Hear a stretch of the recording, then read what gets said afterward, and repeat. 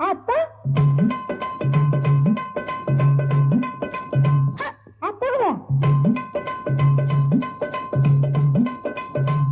काय झालं? अगं हो अशी कुठं चालली पंजाबी गट्ट खाता? आली आली सुगी म्हणून चालली बिगी बिगी गोष्ट नाही सांगण्याजोगी गोष्ट नाही सांगण्याजोगी कुणी गालावर मारली ती